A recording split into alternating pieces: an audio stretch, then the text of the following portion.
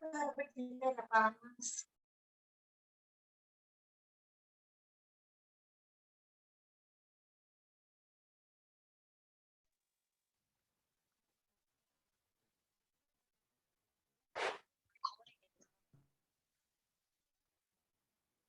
bisa dimulai sekarang ya, teman-teman. Assalamualaikum warahmatullahi wabarakatuh. Waalaikumsalam warahmatullahi wabarakatuh.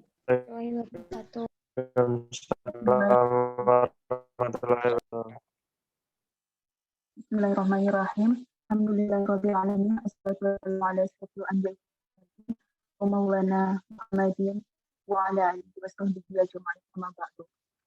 Yang terhormat Bapak Profesor Dr. Mahfudin MAG selaku Rektor UIN Sayyid Ali Rahmatullah, yang kami hormati Bapak Rizal Furqan Ramadan SKOM MP selaku dosen pembimbing lapangan KKN PDR kelompok 66, yang kami hormati Bapak Nur Aziz Muslim MHI selaku narasumber pada webinar hari ini, dan yang kami sayangi penyelenggara acara webinar ini yaitu anggota dan seluruh peserta webinar. Alhamdulillahirrabbilalamin, puji syukur kita panjatkan karena berkat rahmatnya kita masih bisa berkumpul untuk bersama-sama menimba ilmu dari narasumber yang luar biasa hari ini, yaitu Bapak Nur Aziz Muslim MHI. Dan meskipun harus dilaksanakan, acara ini merupakan salah satu kegiatan virtual kelompok kami, yaitu, dan sebagaimana kita telah ketahui, seminar pada hari ini itu bertemakan tentang positif attitude hadapi era pandemi. Nah, positif attitude ini merupakan hal yang sangat penting dalam kehidupan kita, terlebih lagi pada masa pandemi seperti ini, di mana cenderung lebih tenang, positif, dan sikap-sikap positif lainnya. Karena dengan memiliki positif attitude itu dapat membantu meningkatkan kualitas diri kita menjadi lebih baik. Nah, sebelumnya saya akan membacakan susunan acara pada webinar hari ini, yaitu yang pertama adalah sambutan dari BPL KKN PDR Rizal Furqan Rahman SKOM MP, sambutan dari Ketua KKN PDR kelompok 66 dan yang ketiga narasumber kita yaitu Bapak Nur Aziz Muslim MHI dan dilanjutkan. Terus yang terakhir adalah doa dan penutup. Baik, kita buka acara hari ini dengan bacaan basmalah. Selanjutnya adalah sambutan dari DPL KKN PDR kelompok 66, yaitu Bapak Rizal Furqan Ramadan SKOM MP untuk waktu Yusuf dulu aja yang sambutan ketua kelompoknya. Baik, yang pertama sambutan dari ketua kelompok terlebih dahulu. Untuk waktu dan tempatnya dipersilakan. Baik, Assalamualaikum warahmatullahi wabarakatuh.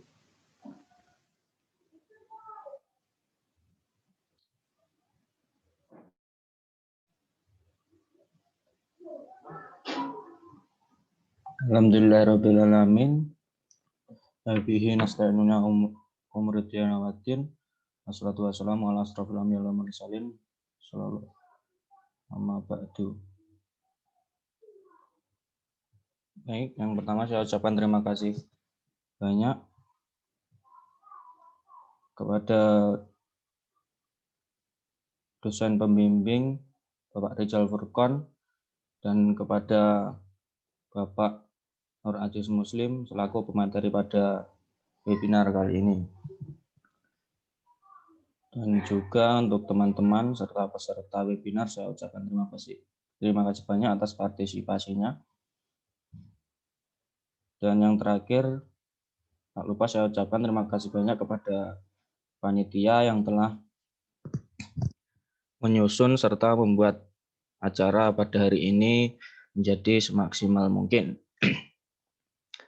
Ya, walaupun pada acara webinar ini diselenggarakan secara virtual, saya harap tetap bisa dirasakan manfaatnya serta barokahnya bagi kita semua.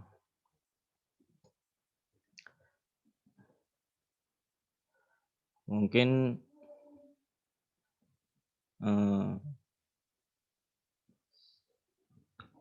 cukup itu dari saya.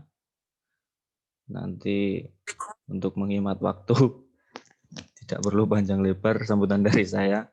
Yang penting yang terutama saya ucapkan terima kasih banyak atas semua yang ikut serta dalam acara webinar hari ini. Sekian dari saya. Wallahu muwaffiq ila aqwamit thoriq. Assalamualaikum warahmatullahi wabarakatuh. Waalaikumsalam warahmatullahi wabarakatuh. Terima kasih Saudara Yusuf. Selanjutnya adalah sambutan dari DPL KKN VDR kelompok 66, yaitu Bapak Rizal Furqan Ramadan Eskom MP, dan untuk waktu dan tempatnya dipersilahkan. Assalamualaikum warahmatullahi wabarakatuh. Waalaikumsalam warahmatullahi wabarakatuh. Waalaikumsalam warahmatullahi wabarakatuh. Bismillahirrahmanirrahim. Salatu wassalamu ala Rasulillah wa ala alihi wa sahbihi wa mawalah la haula wa la quwata illa billah. Yang terhormat Bapak Dr. Kiai Haji Nur Aziz Muslim yang telah berkenan menjadi pemateri pada webinar KKN VDR kelompok 66. Seluruh mahasiswa-mahasiswi ya kelompok 66 KKN VDR serta seluruh peserta yang ikut pada webinar kali ini. Puji syukur kehadirat Allah Subhanahu wa taala atas limpahan rahmat taufik hidayahnya kita masih bisa dipertemukan meskipun dalam media daring seperti ini. Salawat serta salam semoga tetap tercurahkan kepada junjungan kita Nabi Agung Muhammad SAW. Dari semua mahasiswa-mahasiswi ini campuran ya pesertanya.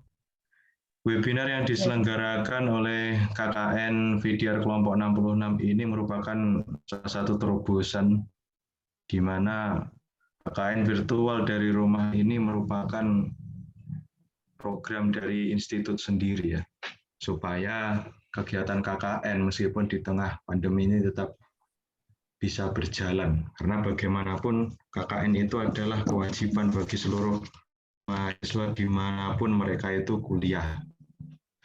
Pada tema atau topik KKN VDR di kesempatan kali ini cukup menarik saya kira, yaitu positif itu kalau nggak ngerti bahasa Inggris ya susah itu.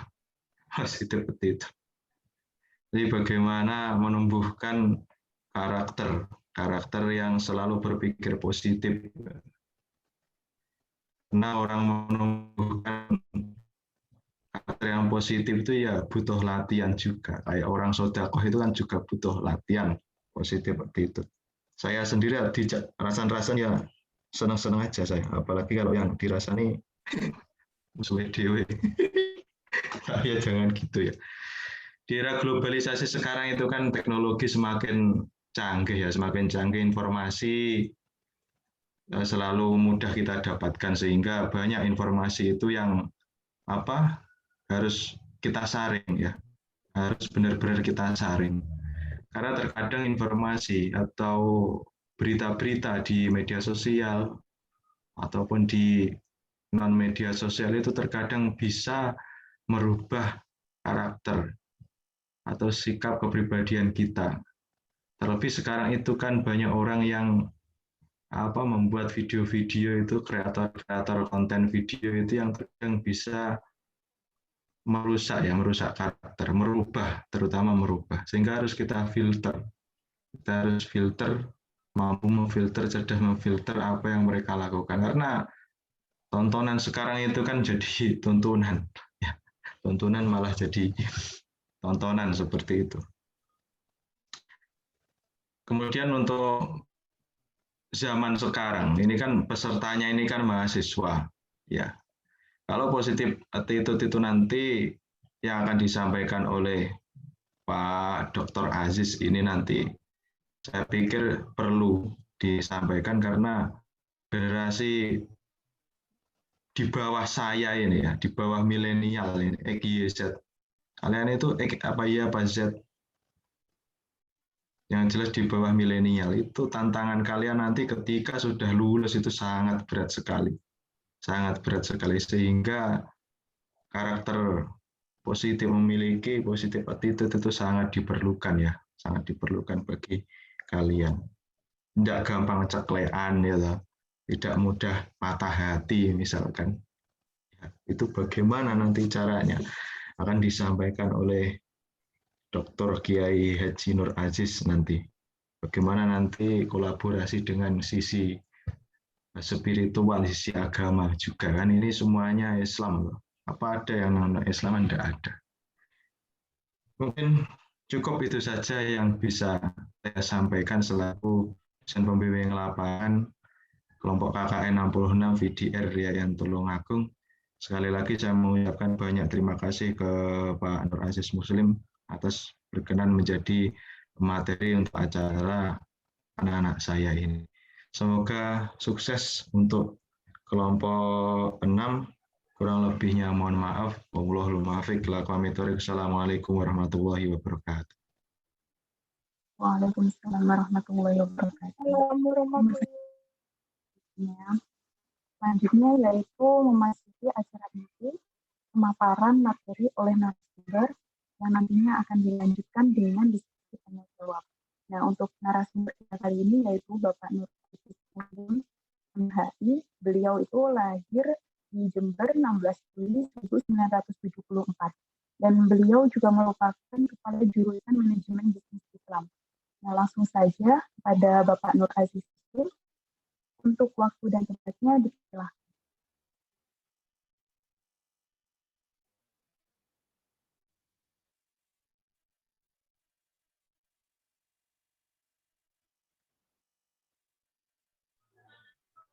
Assalamualaikum warahmatullahi wabarakatuh. Waalaikumsalam warahmatullahi wabarakatuh. Bismillah, alhamdulillah, wassalatu wassalamu ala rasulillah Sayyidina wa habibina wa syafi'ina wa qurrati a'yunina Muhammad ibn Abdillah la hawla wa la quwata illa billah amma ba'du. Qala rabbi israh li sadri wa yassir li amri wahlul 'uqdatam min lisani yafqahu qawli. Wa qala Rasulullah sallallahu alaihi wasallam innama bu'itsu liutammima makarimal akhlaq. Yang saya hormati Rektor YIN Tulungagung, yang saya hormati Ketua LP2M, yang saya hormati juga Bapak DPL, Bapak Rizal Furqon, Asyekh. Yang selanjutnya yang saya banggakan adalah para peserta KKN VDR yang ke-46 ya? 66. Yang 66. Ya, yang 66. Kelompok 66. Ya, Pak. Pertama-tama mari kita panjatkan puji syukur kehadirat Allah Subhanahu wa taala yang telah memberikan nikmat kepada kita, nikmat Islam, nikmat iman, dan juga nikmat kesehatan. Karena nikmat-nikmat yang telah diberikan Allah Subhanahu wa taala kepada kita yang beriman, Islam dan juga kesehatan adalah nikmat yang paling tinggi, yang paling besar yang diberikan oleh Allah Subhanahu wa taala. Oleh karena itu, maka patut untuk disyukuri. Karena ketika kita syukur kepada nikmat Allah, maka nikmat-nikmat yang lain akan diberikan oleh Allah Subhanahu wa taala. Amin amin ya rabbal alamin. Sebagaimana disebutkan di dalam Al-Qur'an, la in syakartum la azidannakum wa la in kafartum inna adzabi lasyadid. Jikalau kamu semua bersyukur kepada nikmat yang telah aku berikan, la azidannakum, maka saya akan menambahkan kepada kamu nikmat-nikmat yang lain. Kufur terhadap nikmat itu, inna adzabi lasyadid, sungguhnya adabku sangatlah pedih. Salawat berserta salam semoga tetap terlimpah curahkan kehadiran Nabi Muhammad sallallahu alaihi wasallam, Nabi akhir zaman, Nabi yang ditunggu-tunggu syafaatnya fi yaumil mahsyar kelak, Nabi yang dakwah itu untuk liutammima makarimal akhlak, untuk menyempurnakan akhlak. Salam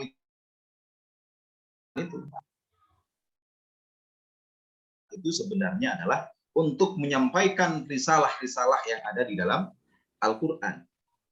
Karena akhlaknya Nabi Muhammad SAW disebutkan di dalam hadis yang diriwayatkan Aisyah, kana khuluquhu Al-Quran. Adapun akhlaknya Nabi Muhammad SAW itu adalah Al-Quran. Oleh karena itulah maka kita sebagai umat Islam yang memenuhi, yang mendapat atau yang mempunyai pedoman Al-Quran dan Al-Hadis, maka itu yang harus kita pegangi. Di dalam Al-Quran, di dalam hadis juga disebutkan, taraktu fikum amrayni in tamassaktum bihima lan tadillu abadan, kitabullah wa sunnata rasulih. Jadi kata Nabi, kita telah atau saya telah tinggalkan kepada kamu semua amrayni, dua perkara. In tamassaktum bihima, kalau kamu berpegang teguh pada keduanya, lan tadillu abadan, kamu tidak akan tersesat selamanya. Kitabullah wa sunnata rasulih, yaitu kitab Allah dan sunnah Rasul. Terkait dengan positif attitude atau ya, tingkah laku positif atau pemikiran positif di masa pandemi, ini memang harus kita galakkan. Yang pertama, karena pandemi ini adalah hal yang sangat luar biasa, pandemi COVID-19 ini. Ini telah memporak-porandakan struktur sosial, telah memporak-porandakan struktur agama, telah memporak-porandakan semuanya. Pokoknya kita sekarang dihancurkan oleh yang namanya COVID-19. Yang pertama dalam struktur keagamaan. Kita sekarang agama misalnya mewajibkan atau menyuruh kita untuk ziarah, mewajibkan kita untuk melakukan atau menganjurkan kita untuk selalu sholat berjamaah. Terus kemudian kalau misalnya sholat itu harus softnya itu harus rapat dan lain sebagainya, dengan adanya COVID, semua itu bisa dirombak, bahkan dilarang. Ada yang melarang. Kita kemarin dilarang untuk sholat Idul Adha. Nah, ini kan sudah menghilangkan dan juga memporak-porandakan yang disebut dengan struktur keagamaan. Sosial misalnya, kita dianjurkan untuk selalu ziarah, misalnya untuk selalu berkunjung, selalu dekat dengan teman, dekat dengan saudara dan lain sebagainya. Tetapi dengan adanya COVID, maka kita sekarang dilarang untuk dekat dengan teman, bahkan ada jaga jarak dan lain sebagainya. Maka ini adalah gambaran bahwa yang namanya COVID-19 telah menghancurkan dan memperdakan struktur yang ada di tengah masyarakat, baik struktur sosial, struktur keagamaan, dan juga struktur ekonomi dan lain sebagainya. Pokoknya rusak semua yang namanya itu semua dengan COVID-19. Untungnya kita ini mempunyai agama, ya. Agama itu dalam ilmu sosial itu dianggap sebagai the sacred, sesuatu yang paling dipegangi, sesuatu yang sakral, yang kita yakini. Oleh karena itu, maka dengan adanya kita sebagai orang yang beragama, maka harapan-harapan kita yang terakhir itu adalah bagaimana agama mampu untuk menjadikan, untuk membentuk karakter dan juga membentuk attitude kita menjadi attitude yang selalu berpikiran positif, sehingga kita nanti bisa untuk melampaui dan juga melalui yang namanya pandemi COVID-19. Islam memang menganjurkan kita untuk selalu berpikiran positif. Di dalam Al-Quran disebutkan di dalam surat Ad-Duha, "Wad-duha wal-lail idza sajama wadda'aka rabbuka wa ma qala." Katanya Allah, kita diberikan panduan oleh Allah bahwa ma wadda'aka rabbuka wa ma qala. Allah tidak akan meninggalkan kamu. Bahkan Allah sekarang itu yang harus kita jadikan satu-satunya harapan kita dengan melakukan doa dan lain sebagainya. Nah, maka dengan pemahaman dan juga dengan asumsi-asumsi bahwa Allah tidak akan meninggalkan kita, maka akan terbentuk di dalam diri kita yang namanya positive attitude. Kita harus memandang bahwa yang namanya pandemi itu adalah merupakan sesuatu yang diberikan oleh Allah, dan yakinlah bahwa Allah Subhanahu wa taala tidak akan terus-menerus memberikan kesukaran, tapi Allah akan memberikan kemudahan. Yuridullahu bikumul yusra wa la yuridu bikumul usra. Allah Subhanahu wa taala itu sebenarnya di dalam segala apa yang diberikannya, termasuk sekarang ini mungkin kita diberikan cobaan, maka asumsi kita, pikiran-pikiran kita itu harus positif bahwa Allah Subhanahu wa taala la yukallifullahu nafsan illa wus'aha, bahwa Allah Subhanahu wa taala tidak akan membebankan sesuatu kecuali sesuatu itu dapat kita tanggung. Oleh karena itu dalam kesempatan ini saya menekankan bahwa untuk membangun yang namanya positif attitude itu adalah yang pertama bahwa kita harus meyakini bahwa kita itu masih mempunyai Tuhan. Artinya adalah bahwa bangunan-bangunan tauhid itu harus dikuatkan. Bangunan-bangunan tauhid itu harus dikuatkan di dalam diri kita untuk membentuk yang namanya positif attitude. Kunto Wijoyo mengatakan bahwa bangunan tauhid itu memiliki beberapa dimensi. Yang pertama adalah dimensi akidah. Dimensi akidah itu adalah bahwa ketika tauhid kita kuat, maka keyakinan kita akan kuat bahwa la ilaha illallah, tidak ada Tuhan selain Allah. Jadi kata-kata la ilaha illallah itu bukan hanya itu semua, tetapi la raziqa illallah, tidak ada yang memberikan rezeki itu kecuali Allah. Tidak ada, misalnya kita harus meyakini bahwa semuanya itu diberikan oleh Allah. Ini harapan kita yang terakhir. Di samping nanti kita juga harus mematuhi apa yang diberikan atau apa yang diterapkan atau yang ditekankan oleh pemerintah, misalnya dengan 5M dan lain sebagainya, untuk menjaga kesehatan. Terus yang kedua, dimensi tauhid yang kedua itu adalah ibadah. Di mana kita juga orang Islam mempunyai ibadah-ibadah yang mahdoh. Kita diwajibkan untuk sholat, kita diwajibkan untuk puasa, dan lain sebagainya. Bahwa sholat, puasa, dan lain sebagainya itu harus diorientasikan untuk membentuk satu karakter. Karakter apa? Karakter yang positif. Karakter yang bisa membentuk sebuah sosok manusia yang mempunyai optimisme. Karena di dalam Al-Quran doanya juga doa yang banyak yang muatannya positif. Oleh karena itu maka kita ambil dari situ bahwa dengan sholat kita juga dapat membentuk yang namanya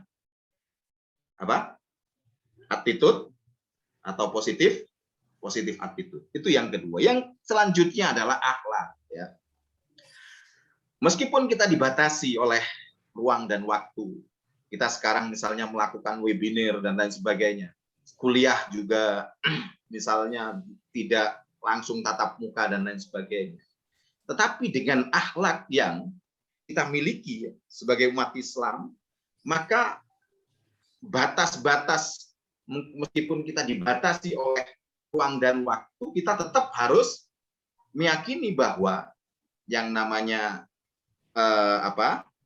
belajar misalnya, itu adalah sebuah kewajiban. Yang namanya menuntut ilmu adalah sebuah kewajiban. Karena memang ditegaskan di dalam Islam bahwa menuntut ilmu adalah fardhu ala kulli muslimin wa muslimatin. Jadi tetap kita pegang teguh. Tetap kita pegang teguh yang namanya akhlak. Kita tetap harus, meskipun tidak boleh bertemu dengan tetangga dan lain sebagainya. Tetapi karena kita adalah orang yang beragama Islam yang mempunyai akhlak, maka kita tetap menghormati tetangga. Kita tetap juga kalau misalnya mempunyai kelebihan, memberikan hal-hal yang sedikit tapi bermanfaat kepada tetangga. Misalnya tetangganya isolasi mandiri dan lain sebagainya, maka kita juga harus memberikan perhatian terhadap mereka. Nah, inilah yang disebut dengan dimensi yang ketiga dari tauhid, yaitu akhlak. Memang akhlak itu banyak sekali ya. Ada dua ya akhlak itu ya. Ada akhlak mahmudah, ada akhlak sayyi'ah. Jadi ada akhlak mahmudah. Mahmudah itu adalah akhlak yang terpuji. Akhlak sayyi'ah itu adalah akhlak yang tercela. Kita lihat misalnya definisi akhlak. Jadi akhlak itu sebenarnya sebuah karakter gitu ya. Sudah sebuah karakter yang tertanam di dalam diri kita. Karena Al-Ghazali sendiri mengatakan bahwa al-khuluqu ibaratun an hayatin fin nafsi rasihatin anha tasdarul af'alu bisuhulatin wa yusrin min ghairi hajatin ila fikrin wa ru'yatin. Jadi yang dinamakan akhlak itu adalah sebuah ibaratun an hayatin, dari sebuah keadaan.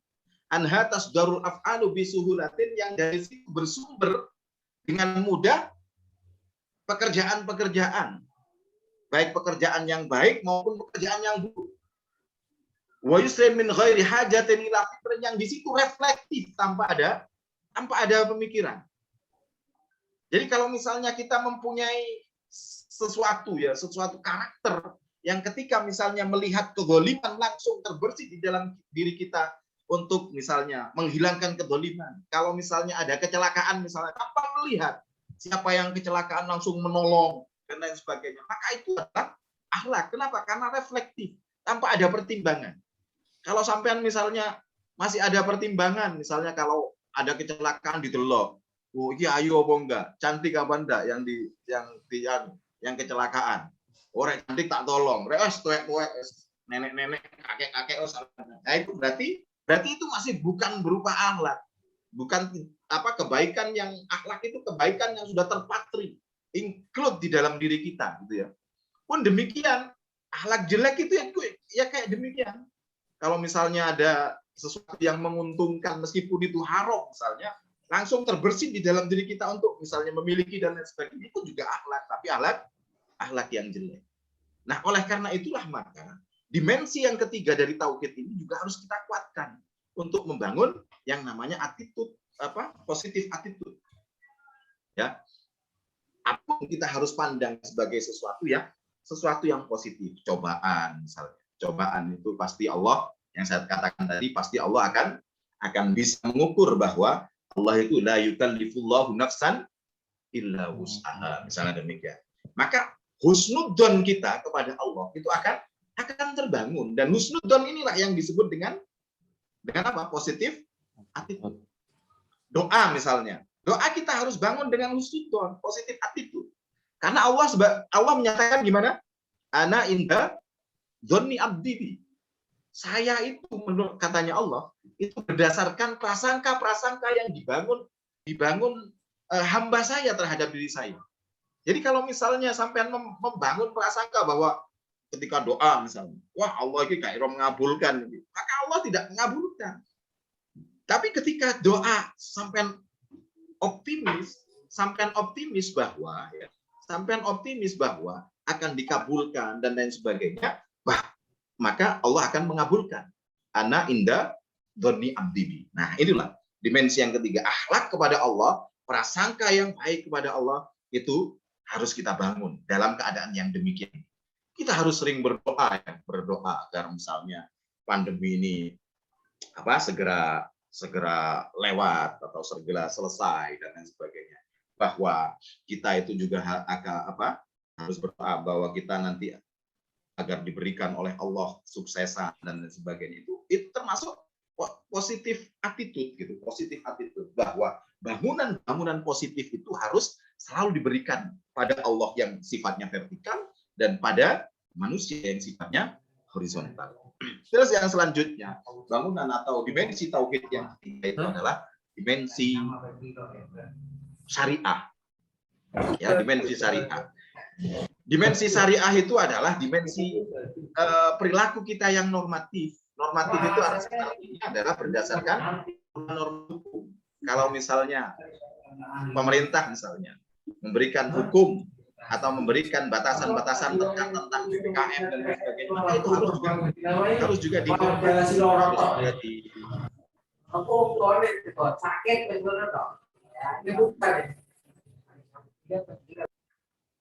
itu kok banyak suara-suara itu.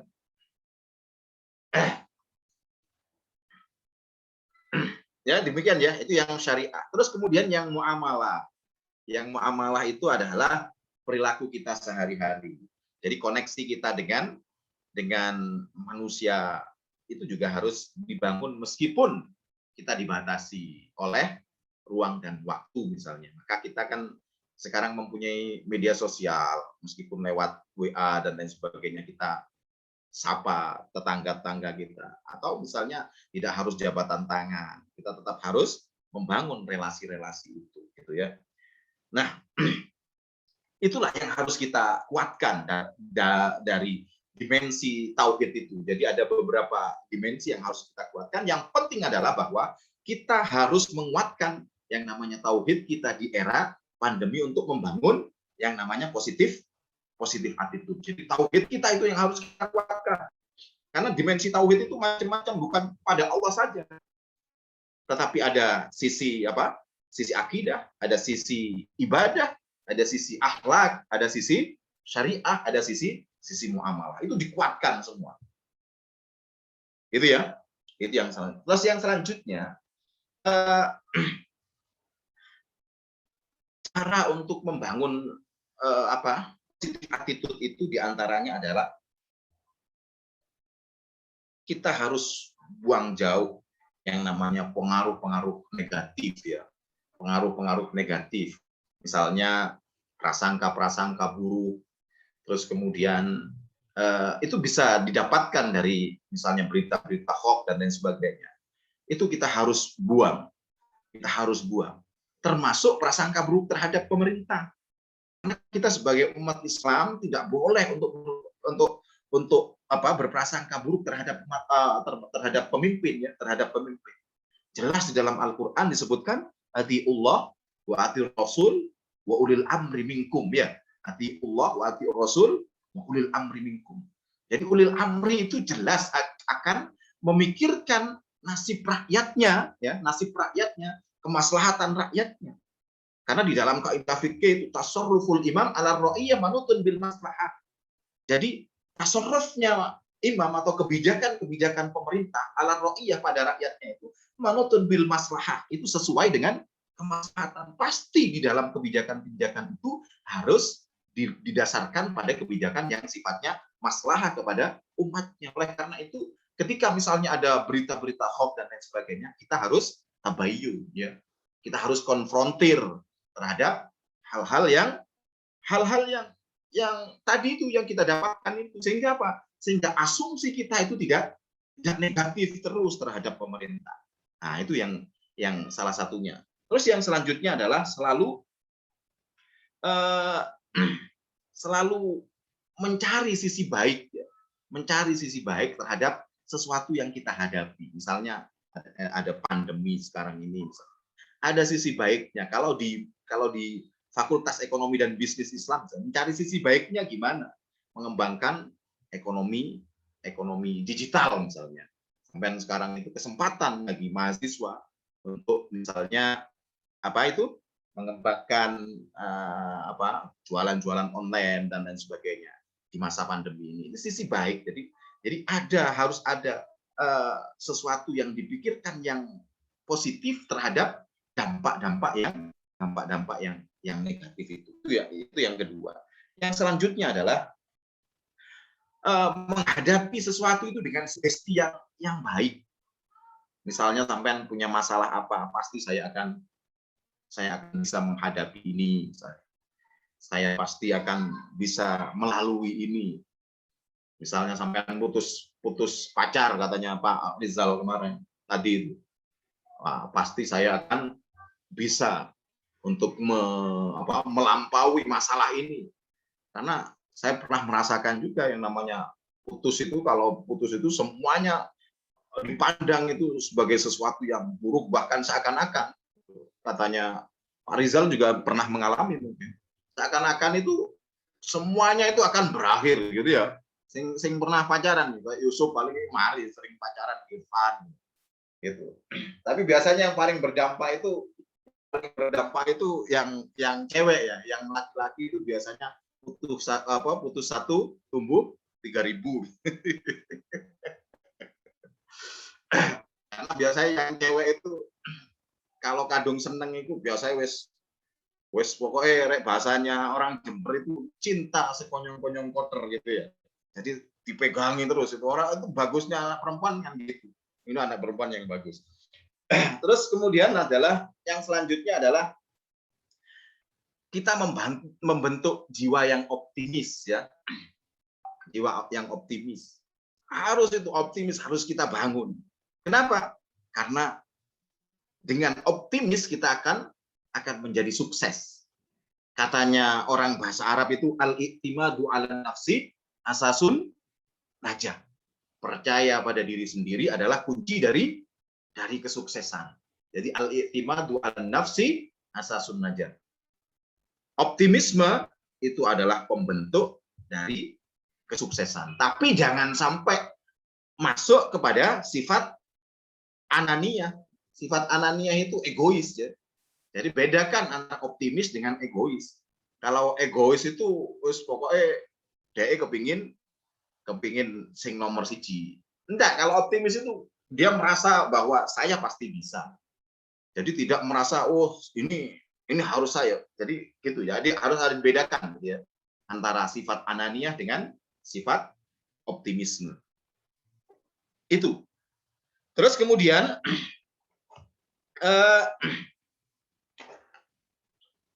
hal-hal yang lain itu nanti bisa dilanjutkan mungkin ditanya jawab. Mungkin itu saja ya dari saya untuk sementara.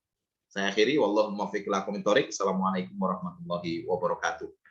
Waalaikumsalam warahmatullahi wabarakatuh. Terima kasih Bapak atas pemaparan materinya. Baik, langsung saja ke sesi tanya jawab ya teman-teman. Jadi bagi audien yang ingin bertanya dipersilahkan dan jangan lupa untuk menyebutkan identitasnya.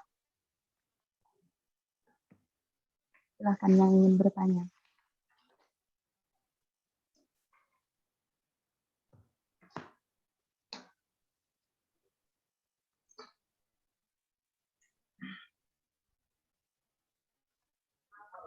Kayak tidak ada ya. Gimana teman-teman?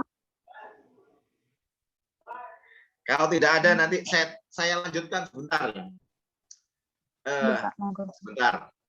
Jadi memang sifat optimisme itu yang pertama juga tergantung kepada diri seseorang gitu ya. Juga tergantung kepada diri seseorang. Kalau diri seseorang itu nanti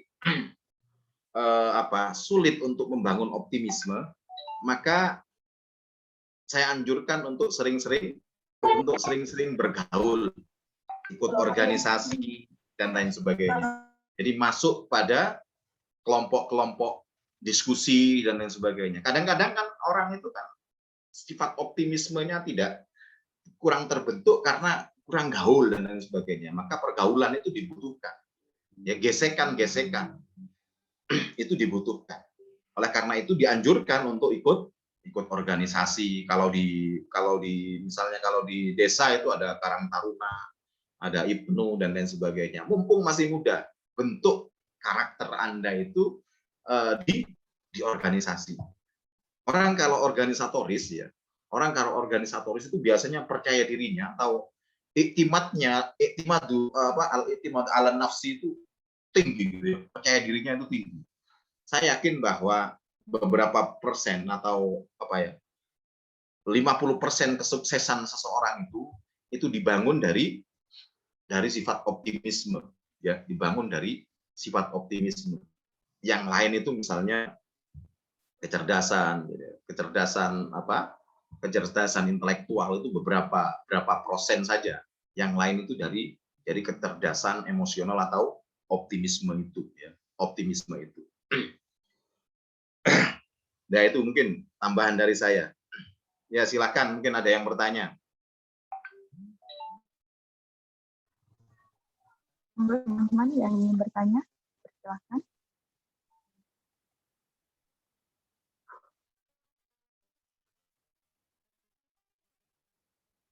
Gimana? Ada yang ingin bertanya?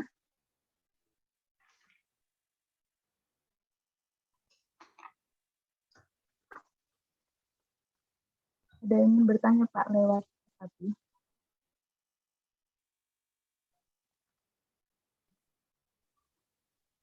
Ini ada pertanyaan melalui chat. Meminta saran bagaimana cara mengatasi hal yang terlalu berpikir positif dan optimis malah menyebabkan insecure pada potensi kedepannya. Terima kasih. Bagaimana, Pak?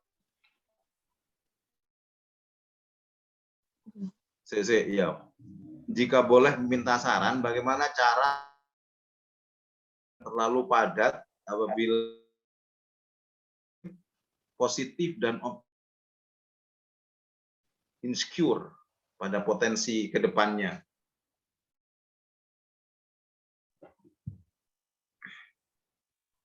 Ada lagi mungkin ditampung dulu. Gimana, masih ada?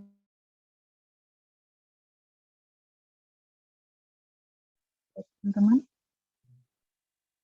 Ada lagi, Pak? Ada lagi, silakan. Indah Cantika Dewi, dipersilahkan. Oh, ini yang bertanya langsung atau lewat chat?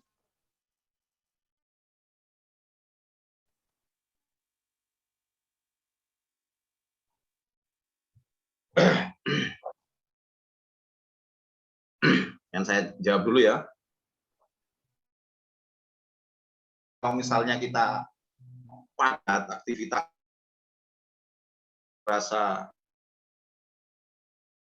takut dan lain sebagainya, tasawuf itu memang demikian itu. Secara naluriah semua orang itu akan mengalami itu. Tetapi bahwa tahapan-tahapan itu adalah tahapan proses. Aktivitas yang padat, terus kemudian sampai menyebabkan bisa terselesaikan. Yang jelas kita tetap usaha. Kita tetap usaha bahwa yakin bahwa ketika usaha itu dilakukan pasti akan sukses. Maka menurut saya yang paling baik untuk dipegangi itu adalah yang sering diucapkan oleh orang Gontor itu ya, manjada wajada. Jadi kita kalau misalnya mempunyai aktivitas yang jada, harus giat itu, berusaha untuk diselesaikan permasalahan-permasalahan yang mungkin akan yang akan kita hadapi di dalam organisasi, di dalam kuliah dan sebagainya. Kalau misalnya kita sudah usaha terus kemudian misalnya hasilnya kurang optimal dan lain sebagainya, maka itu diserahkan kepada Allah. Inilah yang kemudian disebut dengan tawakal. Jadi usaha dulu. Terus kemudian kalau misalnya kok dalam usaha kita tidak sukses dan lain sebagainya, serahkan ya, maka Allah lah yang menentukan. Tetapi Allah itu biasanya melihat pada proses kita, kepada usaha kita. Makanya Allah itu ketika misalnya Allah itu kan mempunyai nabi ya. Allah itu mempunyai aulia misalnya. Jadi Allah itu tidak akan turun tangan meskipun dia itu seorang nabi. Akan misalnya nabinya itu masih belum berusaha. Artinya innallaha la yughayyiru ma biqaumin itu harus dipegang. Innallaha la yughayyiru ma biqaumin hatta yughayyiru, tidak akan merubah suatu kaum sehingga kaum itu terkait dengan mengatasi hal-hal yang begitu padat, misalnya aktivitasnya dan lain sebagainya, karena dia seorang aktivis. Dilihat bagaimana dia insya Allah, dan saya yakin bahwa manjada wajada gitu ya, manjada wajada itu pegangi sudah bagus, itu banyak filosofinya kalau misalnya kita memegangi. Makanya orang-orang gontor itu banyak yang giat-giat itu, giat hafalan dan lain sebagainya, karena mempunyai itu manjada wajada. Barang siapa yang giat maka dia akan mendapatkan sesuatu yang diharapkan. Giat gitu. KKN itu kan intinya misalnya kalau daring itu apa? Ya, KKL daring itu targetnya apa? Kalau dulu kan saya pernah jadi DPR offline. Nah, itu ada macam-macam, pokoknya ingin ada pemberdayaan dan lain sebagainya. Kalau KKN VDR itu apa targetnya?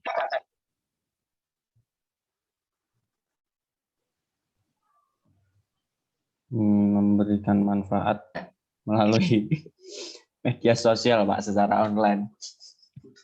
Hah? Piye, Mas? Ya, memberikan manfaat bagi masyarakat sebisa mungkin, Pak, walaupun melalui media online.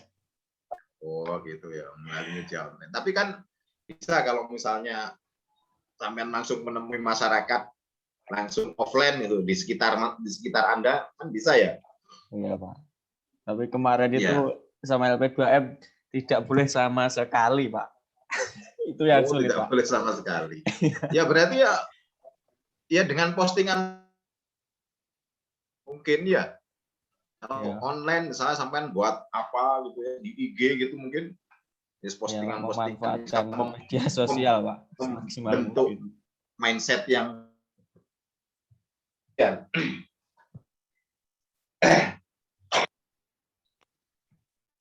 Terima kasih Bapak.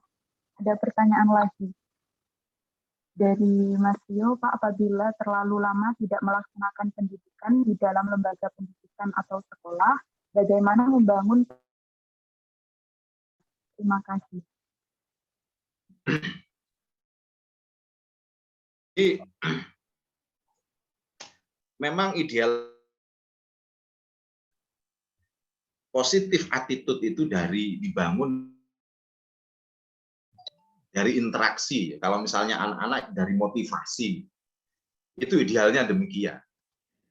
Oleh karena itu, karena ini mungkin sudah permasalahan nasional gitu ya.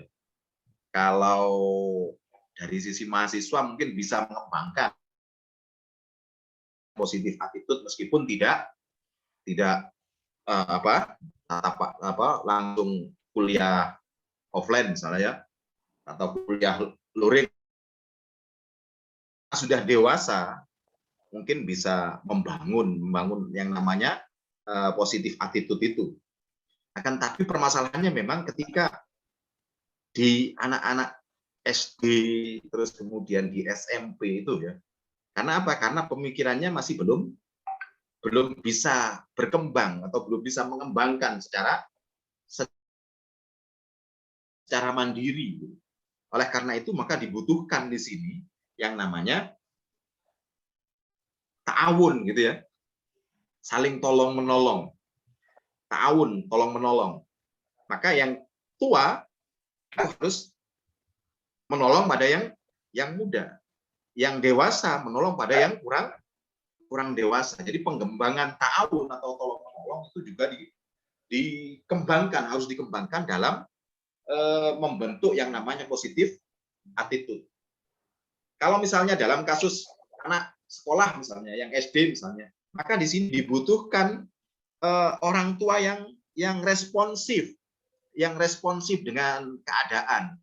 Ya, caranya misalnya kalau misalnya orang tuanya tidak bisa ngajari secara langsung, ya terpaksa harus misalkan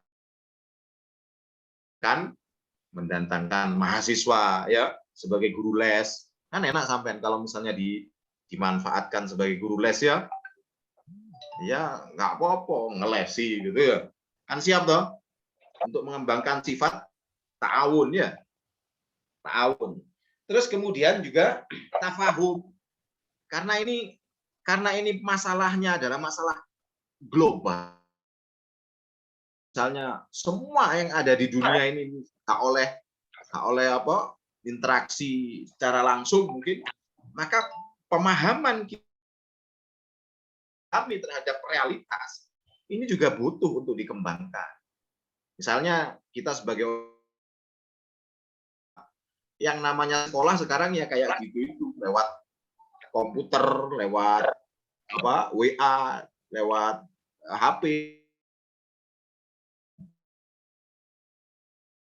Sifat ta'awun. Terus kemudian lagi ada sifat toleransi. Jadi harus mentoleransi keadaan-keadaan yang demikian. Ojo menentang arus ya, jangan menentang arus. Menentang arus bahaya. Misalnya sampean karena masih muda, terus kemudian tidak ada sudah realitasnya, ada yang namanya pandemi itu ya kayak demikian. Nggak oleh nggak oleh salaman, nggak oleh ketemu bareng dan lain sebagainya. Tapi sampean tidak mempunyai sifat tasamu, tidak mentoleransi itu. Saya masih mempunyai imunitas yang kuat ya. Sampean masih mempunyai imunitas yang kuat. Tetapi yang ngajar sampean dalam tanda kutip dosen-dosen yang sudah tua dan lain sebagainya, itu kan juga membutuhkan ini juga membutuhkan pengertian atau toleransi dari Anda. Oleh karena itu maka sekarang kalau misalnya sampean konsultasi misalnya laporan PBL terus konsultasi skripsi dan lain sebagainya harus lewat FO atau front office misalnya. Ini harus dipahami. Karena apa? Karena sudah banyak dosen-dosen yang sudah tua, terutama yang imunitasnya kurang kuat, ini meninggal. Seperti almarhumah Bu Nur Aini. Itu kenapa? Kenapa? Karena katanya dari interaksi dengan mahasiswa nom-nom ya. Si nom-nom. Jadi untuk memahami ini juga harus dibutuhkan yang namanya tasamu, ya. Kita kembangkan dalam situasi yang seperti ini. Sehingga apa? Sehingga akan terbentuk semua yang namanya positif attitude itu. Mungkin demikian menurut saya. Jadi harus ada pengembangan dari diri kita sendiri, dari pribadi kita sendiri yang namanya ta'awun, tafahum, juga tasamu. Mungkin demikian, Mbak. Terima kasih, Bapak. Masih ada satu pertanyaan. Bagaimana pendapat Bapak tentang meningkatkan overthinking pada generasi yang menginjak dewasa akibat pandemi yang saat ini terjadi? Ya.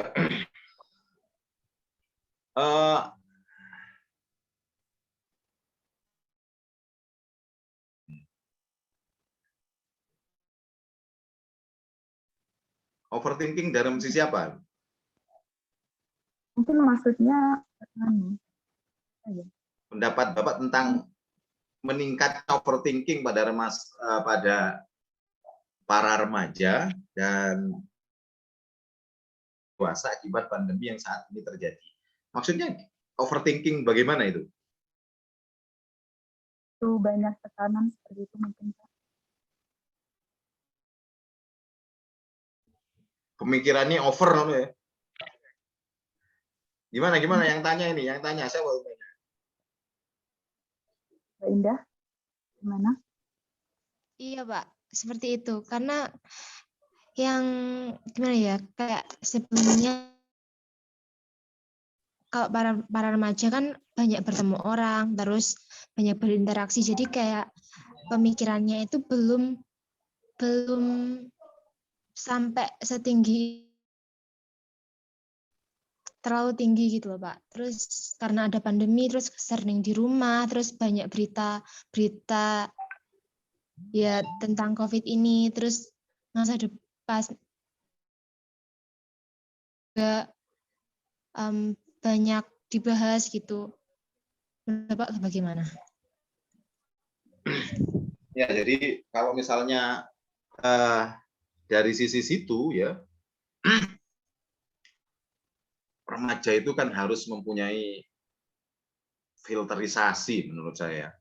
Apalagi mengambil berita-berita yang terkait dengan hal-hal yang mungkin tidak bisa dicerna secara langsung, maka butuh filterisasi. Seperti yang saya katakan tadi, kalau misalnya ada berita harus ditabayun, jangan langsung kemudian diambil, di copy paste, terus kemudian dimasukkan di dalam pemikiran kita, sehingga pemikiran kita itu akan menjadi penuh. Kalau pemikiran kita menjadi penuh tanpa ada reserve, tanpa ada filterisasi, maka biasanya orang yang kayak demikian itu adalah orang yang nanti akan membentuk jiwa-jiwa yang egois gitu ya, jiwa-jiwa yang egois. Memang butuh gitu ya, butuh kita ketika dengan adanya pandemi yang kayak demikian itu, banyaknya informasi yang kayak demikian itu, kita butuh untuk balance gitu. Kalau misalnya ada berita, ya butuh terhadap klarifikasi, terhadap tabayun dan lain sebagainya. Kita kan mempunyai, kalau mahasiswa mempunyai dosen ya bisa konsultasi. Ini fungsinya DBA, dosen pembimbing akademik, itu tidak melulu terkait dengan akademik, pemrograman dan lain sebagainya. Sampean bisa, kalau misalnya sampean DPA-nya siapa? Pak Rizal misalnya. Ketika mempunyai permasalahan-permasalahan terkait dengan cinta misalnya, ya bisa konsultasi, gimana Pak, ini saya kok demikian, ditinggal dan lain sebagainya. Jadi fungsi DBA itu bukan hanya melulu pada hal-hal yang sifatnya akademis, termasuk hal-hal yang sifatnya yang lain itu juga bisa untuk dikonsultasikan, termasuk pada hal-hal yang terkait dengan berita-berita atau hal-hal yang terkait dengan permasalahan-permasalahan yang diterima di era sekarang ini, termasuk permasalahan ekonomi, itu bisa dikonsultasikan.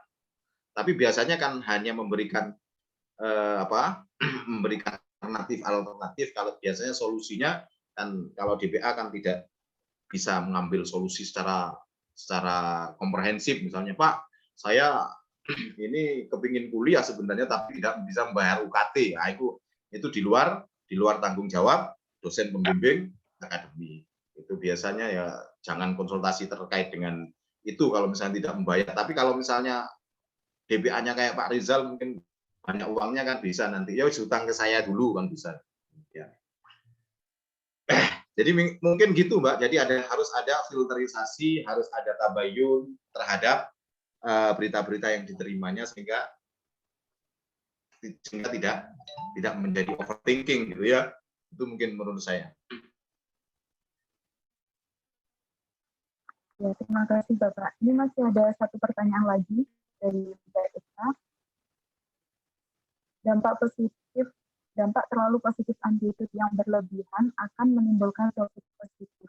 Bagaimana kita terjerumus dalam toxic positif sampai merugikan diri sendiri karena terlalu positif menyikapi semua hal. Nah, misal saya ditipu atau masuk satu circle yang salah, tapi karena saya positif thinking yang berlebihan itu membuat saya menyangkal kalau itu suatu hal yang salah.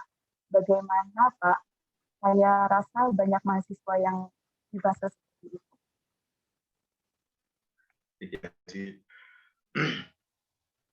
Positif attitude itu ya, positif attitude itu bukan lantas memandang semuanya positif, tapi kalau misalnya ada indikator-indikator itu ya butuh kita memang untuk melakukan tabayun. Di Al-Quran kan juga ada itu. Fa in ja'akum fasikun binaba'in fatabayyanu, gitu ya. Apabila ada seorang di antara kamu fasik, ya. Fa in ja'akum fasikum binaba'in, dengan berita-berita yang apa? Berita-berita yang hoax, fatabayyanu, maka harus tabayyun. Jadi kalau misalnya kita melihat seseorang itu memang positive thinking awalnya ini kita harus kembangkan. Tetapi kan biasanya kalau misalnya kita terus melakukan interaksi misalnya punya teman misalnya, baru kenal, maka kita bangun relasi positif thinking. Tapi dengan interaksi yang terus-menerus, ini kan biasanya kita bisa merasakan ini teman baik atau teman yang tidak baik. Misalnya sampai dalam interaksinya sering ditipu, sering dipeluk-foto dan lain sebagainya. Masa terus kemudian kita mengembangkan positive thinking terus? Ya, tidak. Jadi positive thinking itu adalah awalnya itu harus memandang sesuatu baik. Tapi kalau kemudian terus dalam interaksi terus-menerus misalnya, terus kemudian kita sering dipeluk-foto dan lain sebagainya, sehingga kita terjerumus kepada hal-hal yang negatif dan lain sebagainya, maka ini juga harus ada batasan-batasan terhadap positive thinking awal ya. Jadi pandangan awal itu juga harus dikembangkan pandangan positif. Tapi kalau misalnya dalam hal-hal yang lain kemudian dalam masa interaksi yang demikian lama dan lain sebagainya, terus kemudian kok ini banyak buruknya nih orang ini misalnya. Ketika kita memandang interaksi, terus kemudian kita juga harus ada filter terhadap hal itu. Jadi kita jangan sampai masuk terus pada positive thinking, diloroi terus positive thinking. Terus aku ini di pelokoto ini masuk paling aku ya jangan gitu ya. Jadi positive thinking itu juga harus ada batasnya. Positive thinking itu menurut saya dikembangkan ketika awal kita, kalau dalam pergaulan ya, ketika awal kita memandang sesuatu atau bertemu dengan seseorang positive thinking. Tapi kemudian ketika jelas bahwa hal ini misalnya, ini ada sesuatu yang kurang baik, maka kembangkan apa yang di dalam Al-Quran. Fa in ja'akum fasikun binaba'in fatabayyan. Harus tabayyun ya. Harus tabayyun kalau ada sesuatu atau seseorang yang membawa sesuatu yang fasik, fatabayyan. Harus ditabayyun, harus diklarifikasi dan lain sebagainya. Jadi positive thinking itu tidak selalu positive thinking, butuh tahapan-tahapan, fase-fase yang nantinya juga kita butuh juga yang namanya klarifikasi. Mungkin itu menurut saya ya. Baik, terima kasih Bapak. Pemaparan materinya sudah cukup jelas dan sesi tanya jawab juga sudah. Jadi saya tutup untuk sesi tanya jawabnya. Nah, bisa disimpulkan di materi tersebut bahwa dalam membangun positif itu yang pertama itu kita harus yakin bahwa kita tuh masih punya Tuhan. Nah, di sini kita perlu membangun tauhid, yaitu dengan akidah, ibadah, akhlak, syariah, muamalah. Selanjutnya juga membuang jauh pengaruh negatif. Kita juga bisa bertabayun, terus memfilter semua informasi yang masuk, atau kata lain kita tidak terus-menerus positif thinking. Terus membuang pengaruh negatif itu terus selalu mencari sisi baik. Terus menghadapi sesuatu dengan sugesti yang baik juga, terus membentuk jiwa yang optimis. Gitu. Nah, yang terakhir adalah doa dan penutup. Nah, untuk doanya, monggo dipimpin untuk Bapak Nur Aziz. Doa juga ya? Bukan Pak Rizal Furqon. Al-Fatihah.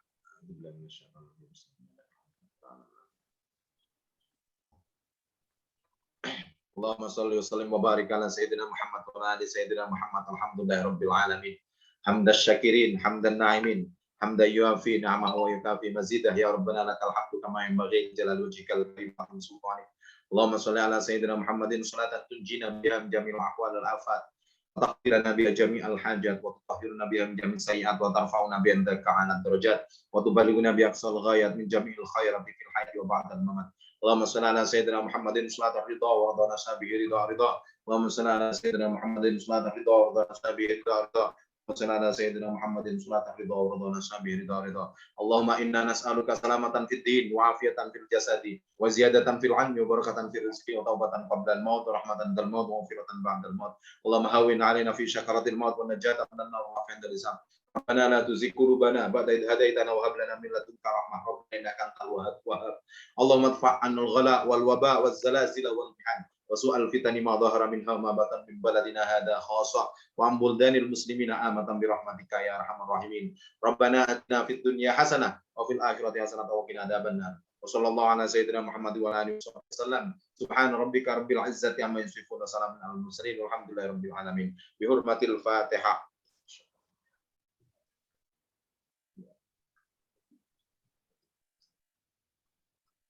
Terima kasih Bapak. Demikianlah acara webinar hari ini yang bertemakan dengan positif attitude terhadap era pandemi. Nah, sebelum saya tutup, saya ucapkan terima kasih banyak untuk Bapak Rizal Furqon dan Bapak Nur Aziz yang telah meluangkan waktu untuk hadir dan mengikuti acara webinar ini sampai selesai. Dan terima kasih juga untuk teman-teman semua audiens yang telah berpartisipasi dalam webinar ini. Saya selaku moderator dan mewakili seluruh pihak panitia ingin memohon maaf jika terdapat kesalahan, baik yang sengaja maupun tidak kami sengaja. Allahumma fiqillah wa fiqari. Wassalamualaikum warahmatullahi wabarakatuh. Waalaikumsalam warahmatullahi wabarakatuh. Ya. Bisa. Monggo.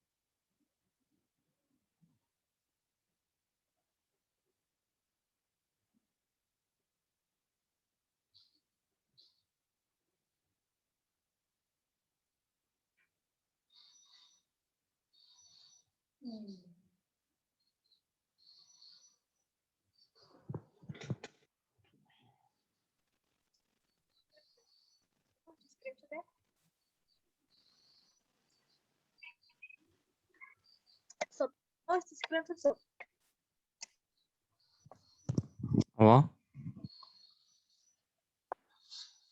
Screenshot.